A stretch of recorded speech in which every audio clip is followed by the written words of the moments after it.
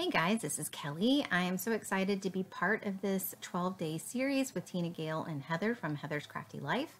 Today is day 4 and we are focusing on die cuts. So I have taken this file. It is from Silhouette Studios. I'm going to try to remember to link it in the detail section below. It has 3 simple shaped trees and I am going to use 2 of the 3 trees. So I'm trying to figure out which patterns that I want to use. I bought some things from the Pink Fresh Studio collection. I'm not sure the name of it. It's their new collection this year and it has that gorgeous blue, and that is the exact reason I bought it. I love, love, love blue. So I've decided that I want to back my die cut with some of the papers, and 6x6 paper pads are perfect for backing cut files. I managed to do this entire tree with the one piece of paper. I'm going to tell you right now, I'm laughing at myself. It is early morning. I still have on my flannel pajamas and alpha screen. I've got coffee, and apparently the coffee has not quite kicked in yet. I needed more caffeine apparently, because I really have a tough time backing this very simple shape. So simple. Anyway, so I'm using my Scotch Quick Dry adhesive and my fine liner bottle. I get questions probably every other video about this. I purchased the fine line bottle at Hobby Lobby, but Amazon has it, and I will link it below in the detail section.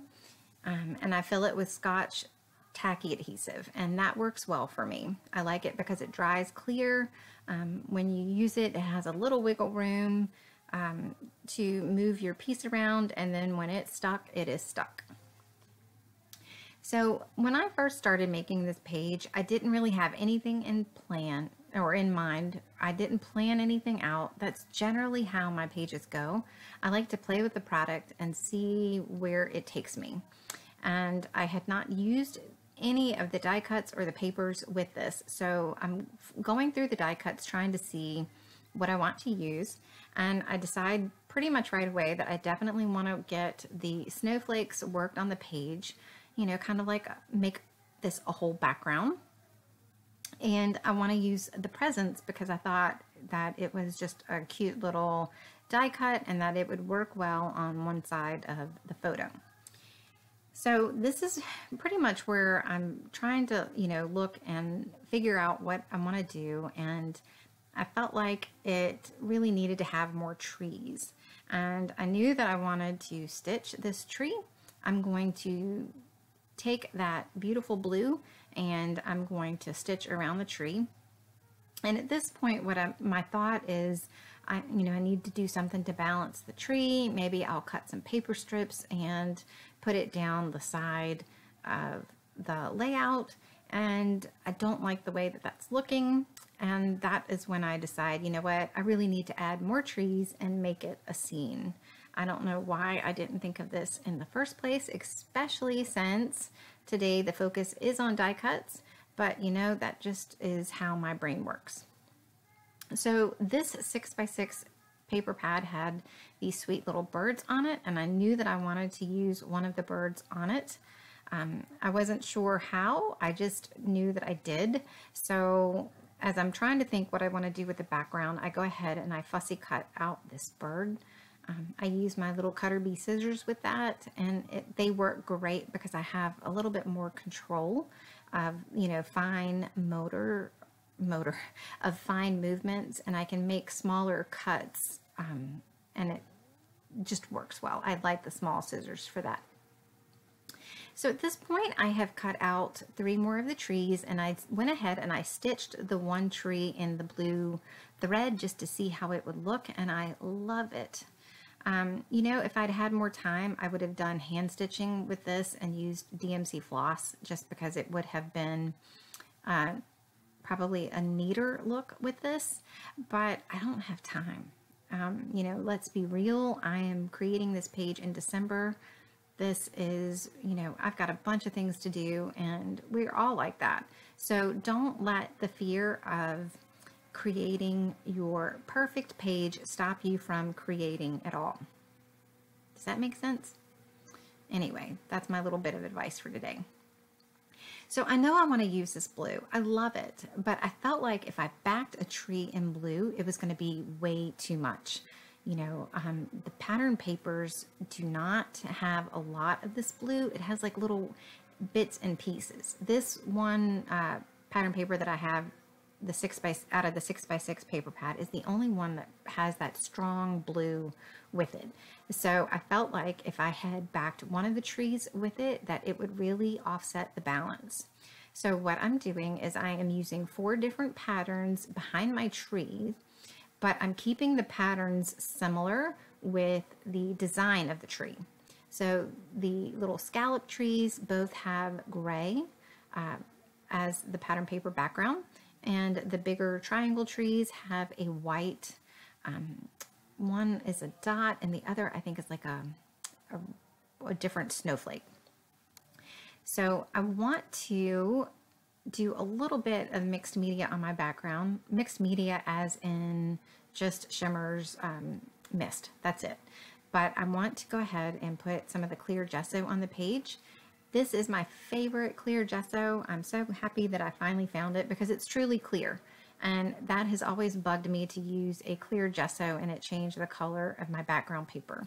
So this is by Art Basics, and I will try to remember to link that up as well. So I decided to tape my cardstock to see if it would help prevent as much warping. I don't know if it worked or not. I won't say that it did, but it didn't hurt anything. And, you know, I think next time what I'm going to try to do is adhere my cardstock to another piece of cardstock, which is what I do to this layout after I'm done with it, just to give it a little bit more tooth and a little more structure. And I just put a vase on it and another in a book so that the entire layout, you know, is made flat. And I leave it overnight and it does do a great job of flattening it. So here is where you can see my little trees. I did stitch the 2 scalloped ones in red. You guys, I may or may not have squealed when I saw how this worked. I love them. I think that the stitching is so cute. And, you know, like I said, don't let the fear of doing something that you know is not going to be quite perfect, don't let it stop you from creating, because this was perfectly imperfect. You know, our pages are handmade. They don't have to be perfect. I guarantee you that my kids, when they look at this page, are not going to be like, oh my gosh, Mom, what were you doing? Look at the stitching. It's crooked. You know, it's not some even or symmetrical. You should have, like, you know, hand stitched it. They're not going to care. It's just me. So I'm just going to use my ATG tape, and I'm using a lot of adhesive to stick these down. Now I'm going to tell you that ATG tape on a gessoed surface, or you know, a surface with mixed media, is not the perfect thing to use. But right here I'm going to show you why I use it. To start, I had to move the tree over. I did not put it down exactly where I wanted it. So using the ATG tape allows me a little bit of wiggle room to move it. It will still stick down quite a bit, and what I do later in the video and also after it's done is I'll peel back areas that easily peel back. I put some of my Scotch quick dry adhesive underneath it. I stick it down and then it is stuck. Then, you know, after I know everything is where I want it, I go back and I add the wet glue, and that seems to work well for me. I know some people can do it right away, but I find that I just like to move things, you know, that 1/8 of an inch, because it makes such a big deal. Yeah, I'm that type of person. So, you know, figure out what works for you and then make it really work. And that does for me. So I'm going to go through the puffy stickers and see what I can get to work where. I, you know, briefly thought about adding another paper layer under my photo, and then I thought about adding vellum, but you know, I just kind of like the way it was. The vellum would have looked nice, you know, there's nothing wrong with it, but I was in the zone and I wanted to get this page done. So I just let it go. I did put some foam dots under the present die cut, And I did that, and it adds just a little bit of dimension, so it sets the presents up off of the tree, and it looks so cute. Love the way that that looked. And right now I've kind of been on a thing of corners. This is the second page, like within a week that I have done, used corners on my layout. But I really like the way that it brings just a little bit of pattern up in that corner. It has an anchor for the title. For this page, I had some older Pink Fresh Studio red alphas that I was thinking that I would put some cute little title on, but I just let it go. I was like, I've got the die cut, and it says Making Spirits Bright, and it works. It's, just a cute page.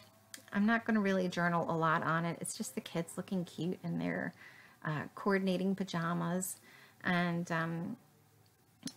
sometimes you just want to make a page to make a page. I have these enamel dots from Pink Fresh Studio, and I really wanted to try to get them, to work on the page. I thought maybe I would put the enamel dots in the centers of the snowflakes, and I also thought maybe I will, add some to the tree and have it be like some ornaments on it. But, it seemed fussy, and I didn't want the layout to be fussy. It, what I had worked pretty well, and I decided to leave it. So I did want to add a little bit more gold to the page, since I had the gold snowflake and the gold in the title.